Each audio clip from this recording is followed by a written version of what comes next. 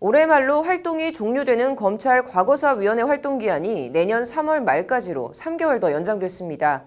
연장 배경과 과제 등을 짚어봤습니다. 심층 리포트 김정래 기자입니다.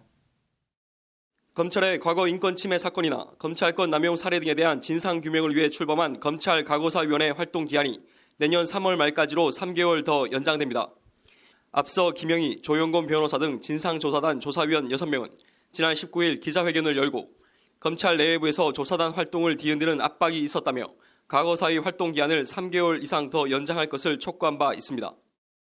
조사단을 상대로 민형사 조치를 운운한 것에 대해서 압박을 느끼고 이에 법무부는 지난 24일 검찰 과거사위 규정을 개정해 활동 기한 연장 근거를 마련했습니다. 올해 2월 6일 활동을 시작한 대검 진상조사단은 전두환 정권 시절 형제 복지원 사건을 비롯해 1999년 삼례 나라 슈퍼 사건, 2009년 배우 고 장자연 씨 성접대 의혹 사건, 2013년 김학의 전 법무부 차관 사건, 2000년 약촌 오거리 사건 등 조사 대상 15건을 선정해 조사해왔습니다. 그러나 지금까지 진상조사단 최종 조사 결과가 발표된 사건은 형제 복지원 사건 등 4건에 불과합니다.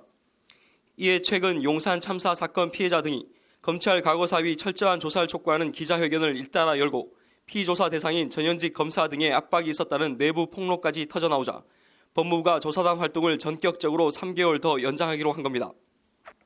이와 관련 과거사위 관계자는 조사 결과 발표가 임박한 사건과 사건 재배당 등으로 아직 조사가 완료되지 않은 사건 조사 마무리를 위해 총 3개월의 활동 기한 연장이 필요하다고 판단했다고 밝혔습니다. 검찰 안팎에서는 일단 조사위 활동 기한 연장을 환영하는 분위기입니다. 애시당초 다뤄야 되는 사건은 많은 반면에 투입된 역량과 인력이 좀 제한적이었기 때문에 있는 상황에서 최선을 다했음에도 불구하고 조사 단원으로 결합하신 변호사님들이 좀 필요성을 절감해서 요청한 거기 때문에 이에 더해 활동기한 연장이 능사가 아니라 실효적이고 실질적인 조사가 이루어질 수 있는 여건과 물적 기반 마련에 법무부와 검찰이 더 노력해야 한다는 지적도 있습니다.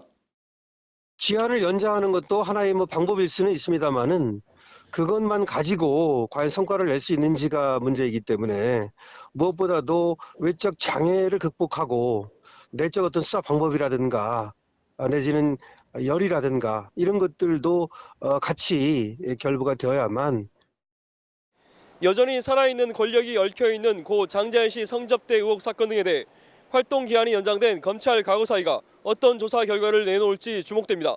법률방송 김정래입니다.